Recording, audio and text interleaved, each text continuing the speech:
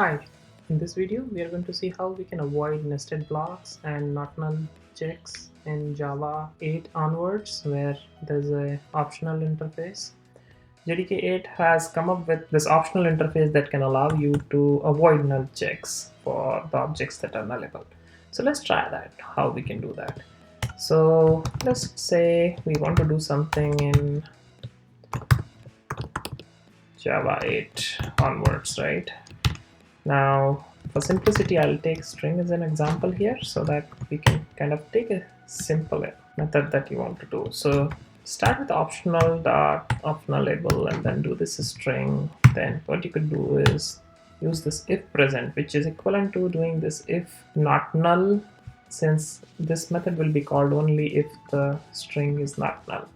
Okay, so now what it can do is, if you do, IntelliJ is smart enough to suggest you that this is the signature, which is more of a consumer, and all we can try to do here is, let's say system dot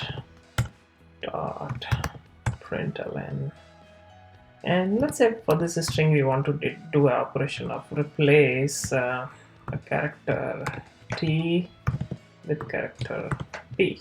Okay, and let's try to test this. So we could do just instantiate this, and now let's try how it does for test.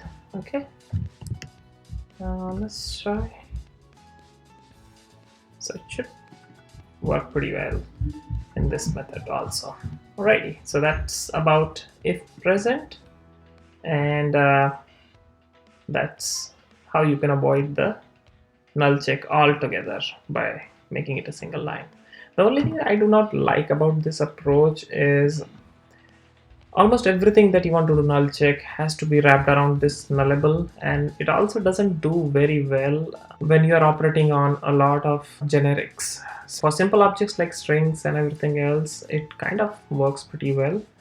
But as soon as you get into complex objects, it starts getting difficult to maintain this code because it looks very verbose right now. You could always simplify these type of code, like for example, this specific area by doing a extraction of method here. So let's say if you have this specifically, you can use IntelliJ smart suggestions to refactor. You could use the extract method, and let's say do in optional, right?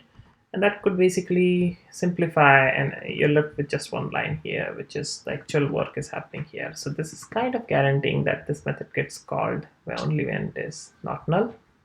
So this is one way to kind of simplify it. It's not necessarily everyone is using it, even though it has been there since Java 8. I've seen a very less adoption of this approach. However, it is possible to avoid null check using this approach. You could actually always avoid doing that by purely using default value option, like usually you would do, let's say optional dot of nullable string dot, or else let's put an empty string here. So what that means is you could basically have your null check as well as replace a default value. So you would typically do a if null, then put something, otherwise put it as empty.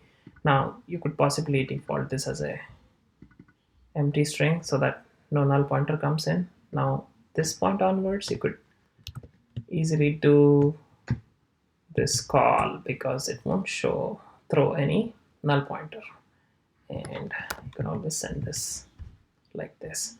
So typically I would probably get in habit of passing a string as if, let's say, doing this, or doing it as in the first line of the code when I'm using it. Since you have to keep doing this again and again, I prefer to extract this in a, let's say, variable, but it's your choice.